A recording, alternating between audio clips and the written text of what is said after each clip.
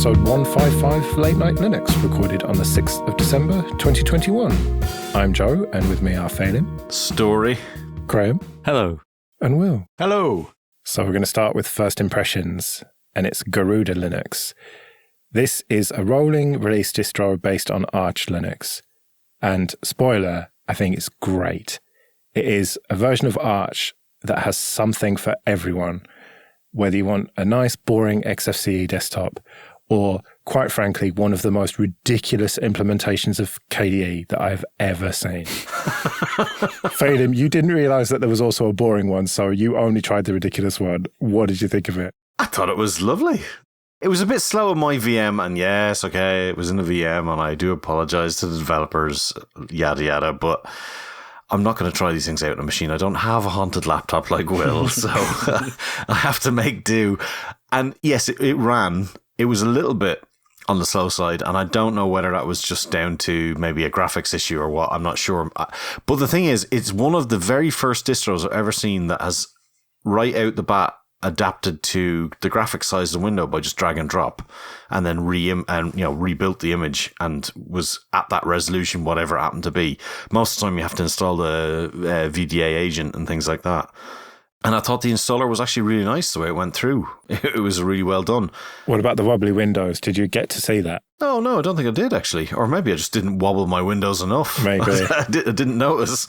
It did use a dock down the bottom and the sort of Mac-like menu bar up along the top, which I wouldn't be a massive fan of. I mean, I like my taskbar along the top, but I just hide the menus. I don't want to see the menus anymore.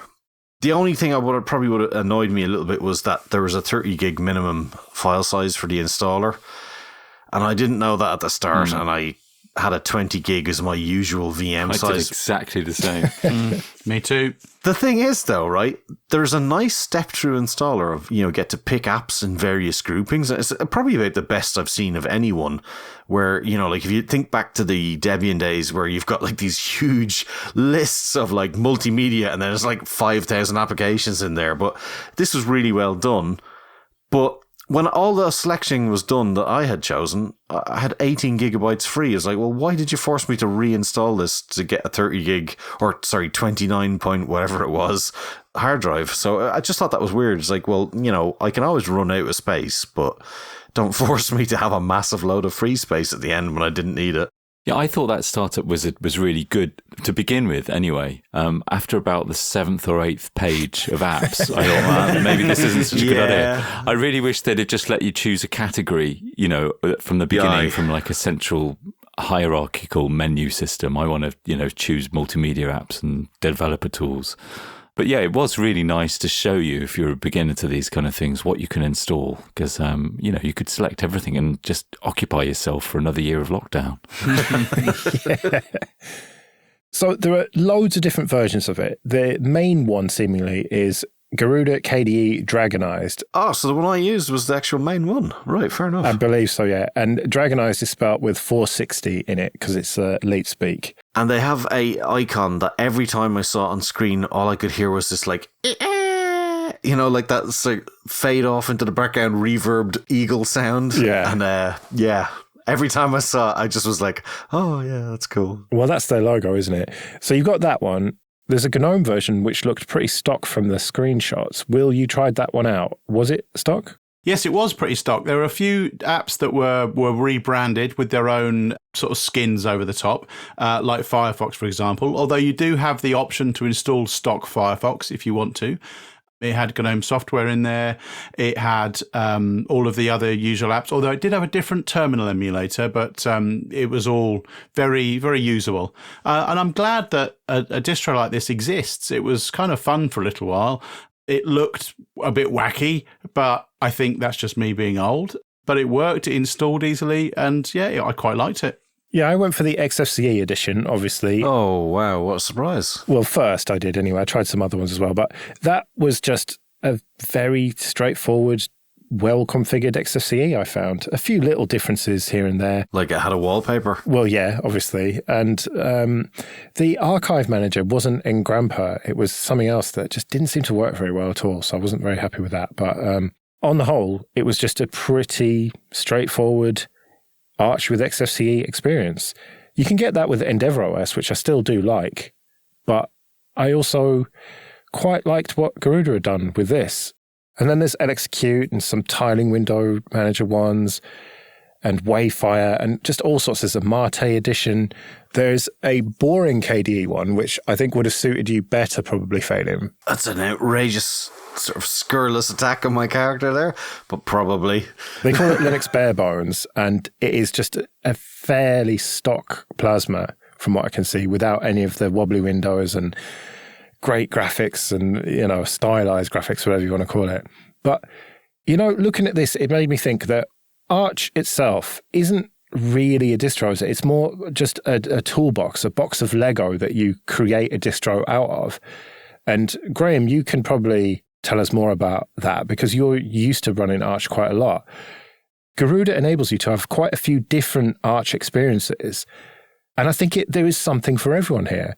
If you want a relatively boring XFCE or GNOME or Mate, you've got that, or Plasma.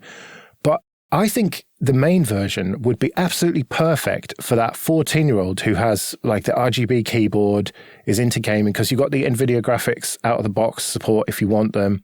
This is a great advert for Linux and Arch for young people who like all that bullshit that we don't. Am I totally wrong here, or is that who this is aimed at? Maybe you're right about the theme, but I never really think of themes. I don't really judge a distribution on its theme because I'm so used to changing them to be what I like. And I tried the Black Arch edition, which was an even more kind of high contrast, probably brilliant on an OLED display where you don't see anything on the background. And it wasn't to my taste, although it was pretty cool looking. Maybe you're right about the kind of the target demographic. It would probably fit with the cliche. And it's brilliant in the way that it sets you up with an Arch system in that way and introduces you to the system and lets you see what you can install and make it accessible. And they also seem to know a thing or two about configuring Plasma. As much as, I mean, you're right, Phelim, I wouldn't have the top bar either, but I hadn't realised just how well integrated that had become into Plasma when you make something full screen. That is fair. Because I never use it. But it's really nice that somebody's made those choices for me, and it felt really slick. Yeah, it's one of those things where I don't mind an opinionated choice on something. If I can change it myself, then that's okay. And I think, yeah, if somebody's got a vision for something, then yeah, I think they should go for it. And it was interesting to see for sure.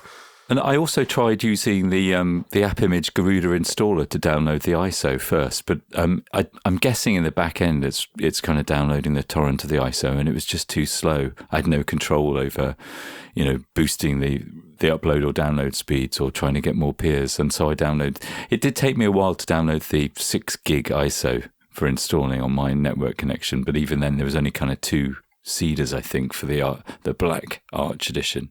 But I really liked it. I think they've made some really smart and opinionated configuration choices which differentiates it enough from other distributions to exist. I must say now I'm going to feel torn next time I want to install Arch because I'm not pissing around doing it the proper way. I just don't have time for that. Do I go for EndeavourOS or do I go for Garuda? Manjaro is also an option, but currently Endeavour is my go-to, and now I'm going to be torn. I don't know what I'll go for because I do genuinely think this is a great project. Well, at this point, we'd normally spin the wheel of meh to see what we're going to talk about in a couple of weeks, but in a couple of weeks, it'll be the predictions revisited and new ones. So we'll see about spinning the wheel next time. Okay, this episode is sponsored by Linode. Go to linode.com/late-night-linux and see why Linode has been voted the top infrastructure as a service provider by both G2 and TrustRadius.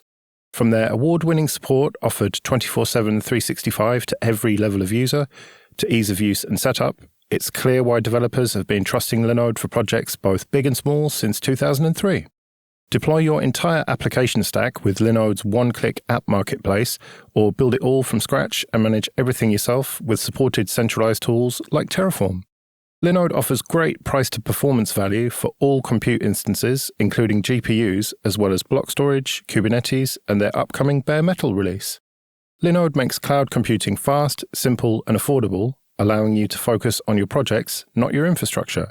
So go to linode.com/late-night-linux, create a free account with your Google or GitHub account or your email address, and you'll get $100 in credit. That's linode.com/late-night-linux. On to a bit of admin then. And first of all, thank you everyone who supports us with PayPal and Patreon. We really do appreciate that.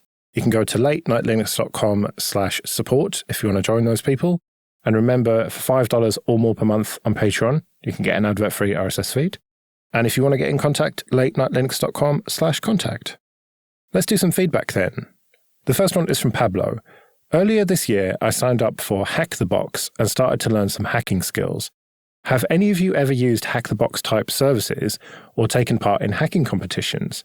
It seems to me that even if a life of infosec isn't the goal, at least some experience is a great eye-opener for anyone with sysadmin responsibilities.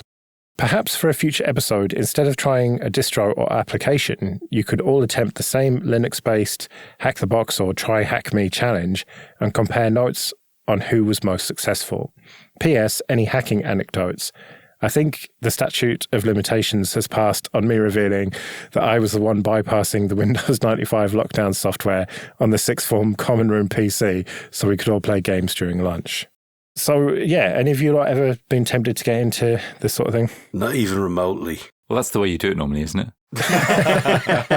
Oh, yeah. Same for me. I'm too thick, is the bottom line. I'm far too thick also, but usually I'm on the other side of it where I'm trying to patch systems left, right, and center. And I don't know. If I could develop a cruise missile that could lock in on spammers, 419ers, hackers, etc., that'd be great. It really would. But what about this argument that if you learned a little bit about the other side of the fence, you would be better at defending against them? Sure, but, there's tools there to do it. But the problem is there's lots of tools there that can mean that somebody who has no clue what they're doing can hack away at a system left, right, and center. And, it doesn't take skill to do it. It just takes, I'd take a chance and see if I get knocked offline or not, or get arrested or whatever happens in your jurisdiction. And the problem is there are jurisdictions where those types of things, as long as they're not committed against those countries, are fine. And the rest of us have to pick up all the pieces. And it's really, really annoying and tiring. It does seem so horrendously complicated to get into these days. And I'm showing my age a little bit, but in the early to mid-90s, I was lucky enough to go to the States for a year at university. And the most amazing thing about doing that was, firstly, somebody lent me an Amiga 1000 that they weren't using with a modem, but also the free local phone calls in the US. In the dorm room that I shared with somebody, we just run a war dialer going through all the phone numbers in the telephone book that we could put in, come up with a little algorithm to see if we can find some other computers that would answer. And they did answer. And that was just, obviously, you can't do that now, but felt such a cool thing at the time. And the other time when I did something like that was when Jimmy White's Cue Ball wouldn't run on my Windows PC anymore. Oh my God, I think I've played that. It was actually fascinating running a decompiler on it and finding it was quite easy to see how it worked, how it read certain key off a certain part of the optical drive, and it was quite easy to just stick a load of no-ops in that, and it started working without the disk. Mm-hmm. And so I can see the attraction. Maybe I feel if I was younger, I would be quite interested in doing it, but it just seems so complex now. I think the fun has been sucked out of it all, hasn't it? Oh, it certainly has. In a sort of similar time to Graham, I was a bit of a hanger-on in the hacking scene. And my primary goal was to get free phone calls because I wanted to hook my modem up to other BBSs and internet dial-up so that I could get online. And in order to do that, I started looking at how do you get free phone calls and things like that. And I went to a conference in Holland in 1997, and it was a hacking conference, and there were a lot of interesting talks, but I spent most of the entire weekend drunk out of my skull. So I don't remember anything about that. But I'd like to think I was a bit of a hanger-on for a while, but never learned any real skills. But free phone calls was where it was at. Not quite Captain Crunch, maybe Private Crunch. Yeah, I've never done any sort of hacking like that. Like I say, I'm just too thick for it all, really. And I look at the whole infosec scene and I just don't get it with all the red team and blue team and stuff. It just seems a bit beyond me, really. I just feel like leave it to the experts, and I don't feel like I could ever become an expert on it. And Philip wrote in to say, if I remember correctly, one of you, failing perhaps, uses Lineage OS as their daily driver smartphone. I want to have a shot at properly de-Googling all my tech, and I thought installing Lineage on my phone, a Pixel 4a 5G, would be a good first step. I have used CyanogenMod back in the good old days, so I think I know my way around the actual bootloader unlocking and flashing procedures. My questions are, have you ever encountered any issues or caveats that I should be aware of before the installation? Lineage is only available as a nightly build for my device. Does this mean the builds are unstable and every update is likely breaking something? I don't mind minor issues that will get fixed in the next build. I'm talking about major fuck-ups like data loss, etc. Now, Phelim would be able to answer this question if he ever fucking updated the thing. I fucking updated it when I was back able to update it, and I'm going to update it again soon. But in my experience, nightlies have been actually really good. And most often for a slightly older device, nightlies aren't really nightlies. They're kind of weeklies or bi-weeklies or every month, whatever happens to come out. I don't know whether it's luck or not, but I've never had a real breakage ever. Well, I will say this. I use Lineage, but I have the Google apps, and I have experienced all sorts of problems after updates with the Google apps. And it turns out that certain combinations of Google apps installed will just conflict with each other and stuff. But on the few devices that I have not installed Google apps on, they've generally been fine, but they've not been daily drivers. So that's where I have to bow to you, Phelim, because you didn't install any of the Google bullshit.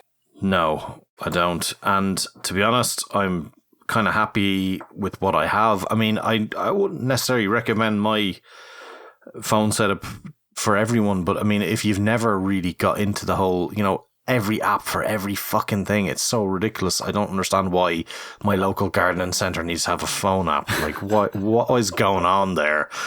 Just provide a fucking decent website and we can all use it. It doesn't matter what we have. It doesn't matter what version of what OS for what device is there. Just provide decent websites. So it's like, why would you want to install these things? Clearly they're getting more out of it than just you using their service. Oh, Phelim. I need to justify this somehow. This misery that I exist in.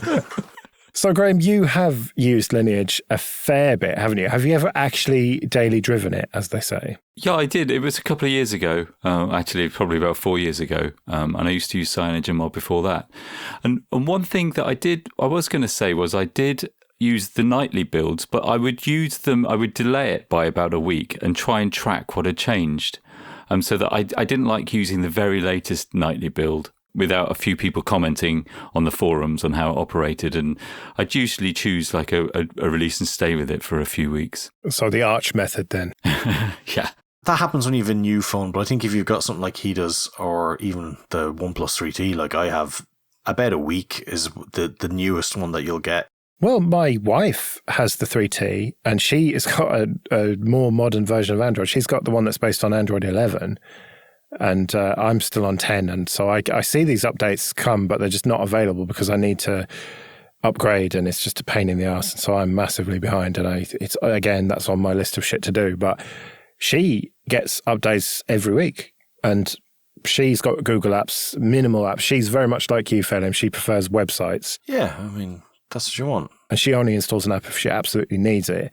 And she's got offline maps and stuff like that. But otherwise, she never complains to me. And so it's obviously working fine. And I always see her updating. And I'm thinking, oh, shit, I must get around to fixing my phone so I can get updates again and not be on some ancient version that never gets patched. I'm the same. And my one blocker was the two-factor auth application and OTP that I have. And so I don't know who it was, wrote in and said, yeah, you can dump it to a backup and then you can test it with this thing on GitHub.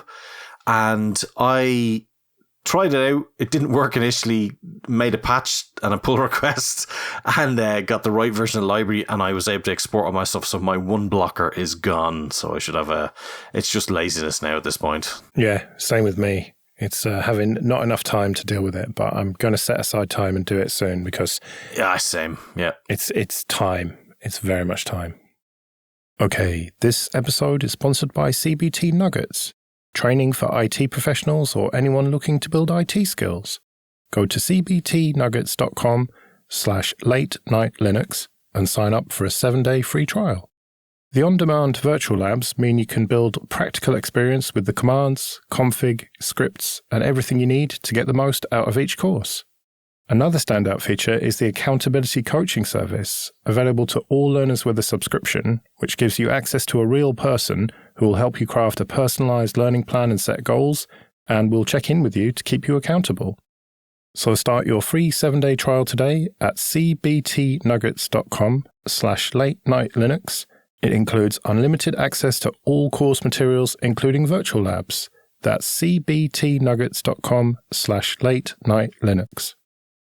Graham, recently you've been trying to get Linux running on your Android phone, and you tried a couple of different methods. Yeah, so, I think I mentioned it in the podcast, my LG G6 broke, and I bought a new Chinese phone that seemed super powerful to me, 12 gig of RAM and like 8 cores, half a terabyte of storage.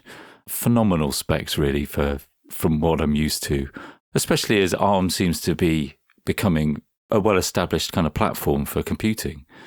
I wondered how far I could get using my phone. I know convergence has been talked about for years, and I was always very cynical about it, but I wanted to see how far I could get. 50 meters? 100? There's a couple of things. I think we're all aware of an app called Termux. You can get it on F-Droid. It's a terminal emulator for Android. Basically, it gives you SSH, lets you configure your environment, and gives you curl, and you can even install, there's a small package manager in that. You can even install things like GCC and start compiling stuff like that. But there's another project that kind of goes alongside Termux called AN Linux. And it's basically a load of open source scripts. It's important that they're open because you need to read them, that will run in Termux. They're hosted on GitHub. And these scripts, they use a tool called proot, which is like an Android version of chroot, to create a kind of contained jail environment on Android without having root access, this is, so you don't need to root your phone. These scripts basically patch normal distro packages and install scripts to patch or hack to work within this proot, chroot environment. They kind of use bind mounts and things like that to emulate all the proc stuff that they can't get to for real in the isolated contained Android world. And you can install Ubuntu, Debian, you can install Arch and Fedora using these scripts and with the real packages. So that's what I did. And honestly, there are some limitations, but otherwise it works really, really well. I got really quite far to the point that I could work off my phone and not just using my phone to SSH into some other machines. In fact, I couldn't get Arch to install, actually. So in the end, I went with Ubuntu. I got my ZHS environment set up. I installed Git. I have all of my config files synced in Git. So I did that, and I got all of my ZSH environment set up with OMI ZSH, all scripts that I use, port forwarding and Powerline, I use that as well. And with Vim on my phone, I could actually do some real work, but you can also install a graphical environment. That's what I'm interested in, because it's all well and good to have a decent shell, but where did you get to with a graphical environment? Did you get anything usable? Yeah, so there's usually a baseline script for installing the OS, and then there's an additional script that will do the necessary hacks to get X working. And there are scripts to get X working, and you can install GNOME and you can install KDE. For many of the distributions, I did this with Ubuntu, and I installed Plasma, the latest Plasma. It runs on X, but you can only access it via VNC. So to actually access the desktop on the phone, you have to run a VNC client on the phone. There's no other way of it. Doesn't like open up a window, for example, and you can use it natively. Right.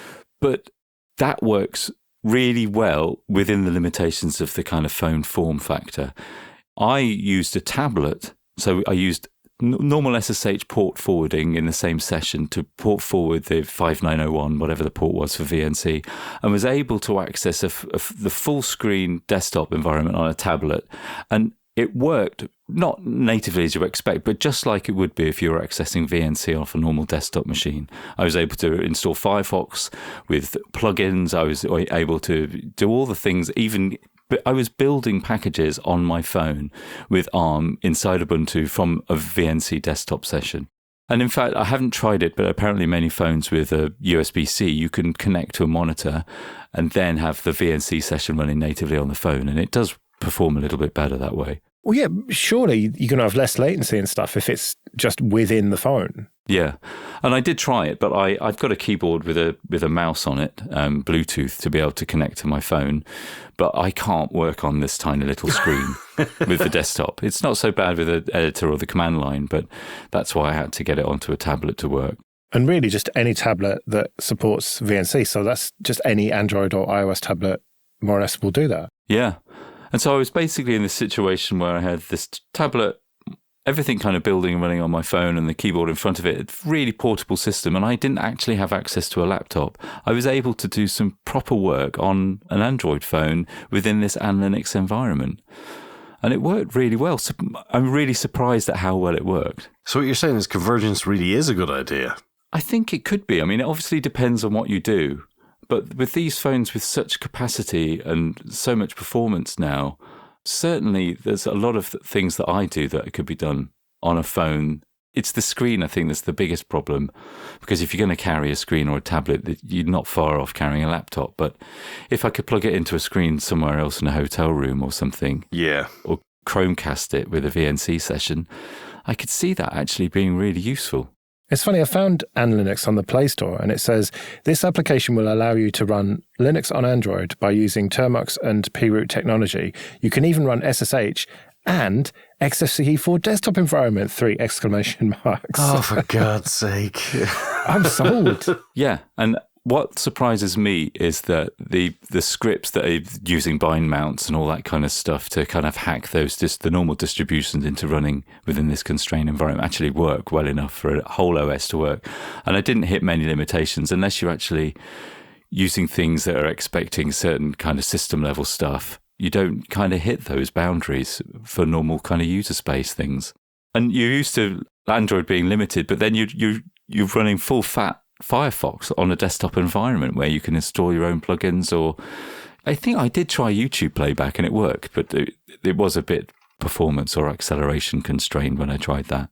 The big question is, why, though? I mean, I get that you wanted to mess with computers, but, we talked about the convergence thing, but is this really a viable option? Well, I really didn't have access to a laptop and I needed to travel to my mum's and I needed to do some work.